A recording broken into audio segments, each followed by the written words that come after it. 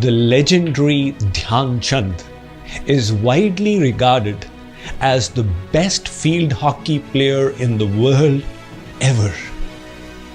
Today, we will take inspiration from his story, discover the secret of his mastery, and see what learning there is in it for us to achieve our highest proficiency.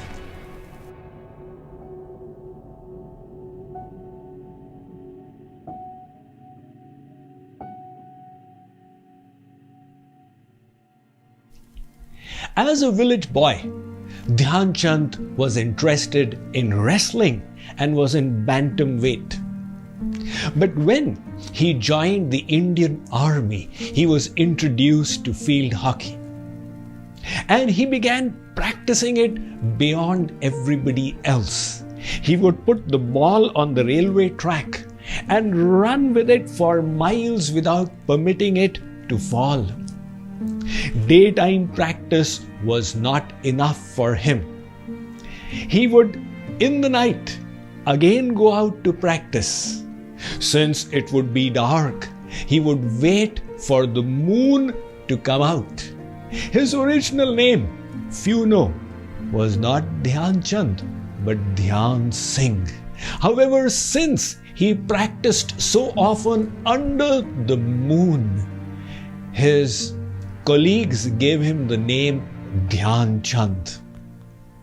In 1924, when field hockey was reintroduced into the Olympics, India decided to send its best teams for the Olympics in Amsterdam, Netherlands.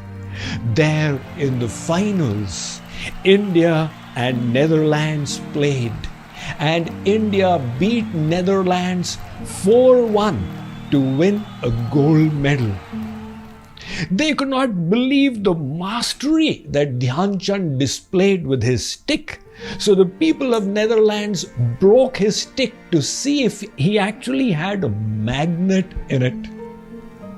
On his return to India, Dhyan Chand practiced even more and enhanced his proficiency to the next level. For the next Olympics in Los Angeles, Dhyan Chand arrived with the Indian team in USA.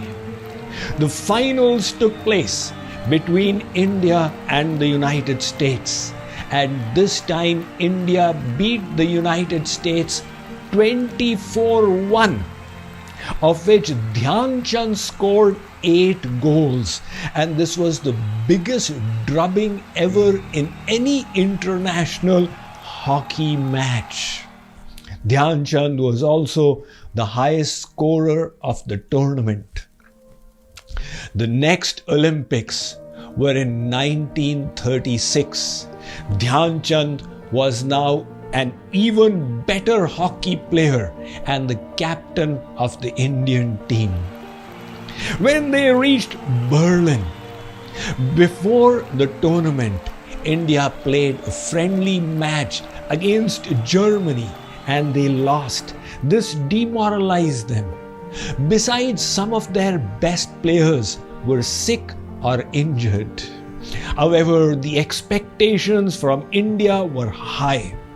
By now, Dhyan Chand was known as the Wizard of Hockey, or the Magician, or the Jadugar of Indian hockey. And posters had been put up in Berlin. Come and watch the Indian Magician. India and Germany both reached the finals. To watch it, the stadium was full with 40,000 Germans sitting eagerly. Hitler too came and was hopeful that Germany would win the gold medal. The Indian players, watching the hostile environment, were nervous. At halftime, both the teams were equal with 1 goal each. In the second half, India raced ahead to beat Germany 8-1. After the match, Hitler spoke to Dhyan Chand. Looking at his worn out, meager canvas shoes, he asked him, "What do you do?" Dhyan Chand said, "I am in the Indian Army." "What is your rank?" "I am a Lance Naik." Hitler said, "Come over to Germany. I'll make you a lieutenant colonel in the German army." Dhyan Chand gave a bold response to the leader of the Nazi world. He said, "India is not for sale." Subsequently, Dhyan Chand, with 3 Olympic gold medals under his belt, continued to play, and in international hockey he scored 440 plus goals in his life. When he met Sir Donald Bradman, widely reputed to be the best batsman ever, Bradman had this to say of him: "He scores goals the way I score runs in cricket." So what was the secret of Dhyan Chand's mastery? It was the immense practice that he had put into it. The scientist who did the most groundbreaking study into the science of neural learning was Donald Hebb. His theory is today famous as Hebbian learning. He discovered and postulated, whenever we do any work, one neuron fires the next, which fires the next, to accomplish mental and physical work.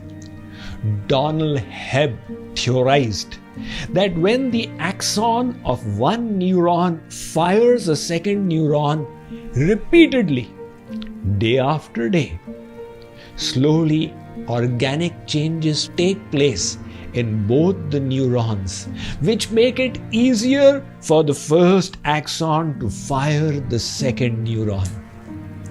That is why, for example, the first time when you learn typing, you think, "I need to type A," and then you have to lift the proper finger and put it on the proper key.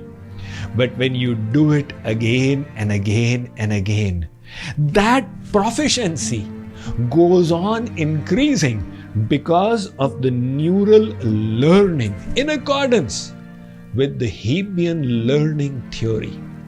As the saying goes, neurons that fire together wire together. But if we drop the practice, slowly those organic changes that have taken place in the neural pathways, they start returning to their original state. And that is why our scriptures say, "Anabhyasena visham vidya, yajirne bhojanam visham." Look, if you eat when you are not hungry, it will cause disease. If you do not continue to practice your skill, it will start evaporating. But the good news is that even if that skill may have been forgotten, the next time we practice it, learning takes place faster because the organic changes in the neurons happen much faster.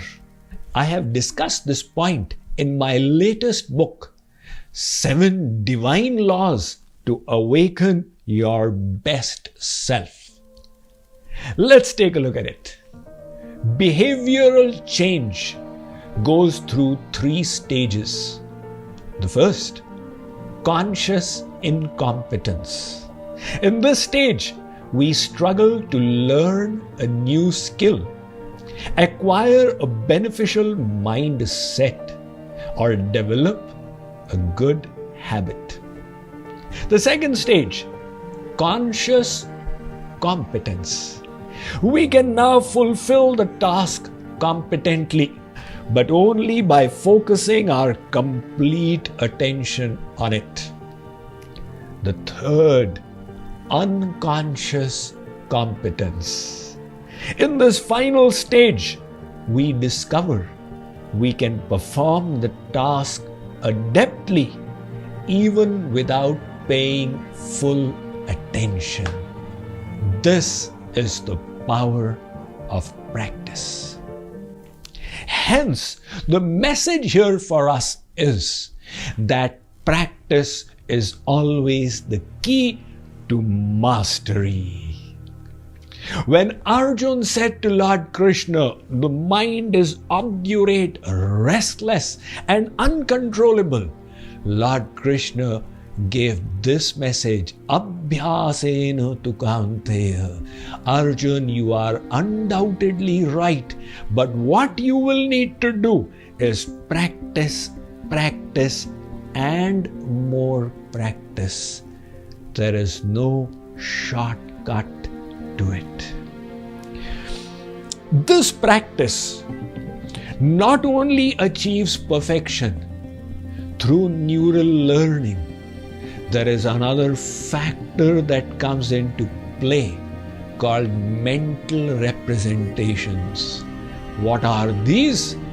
We shall discuss in the next episode of this 21-day series, Purpose of Life, which is helping us discover the meaning for which we were born and the means for accomplishing and fulfilling it for ourselves.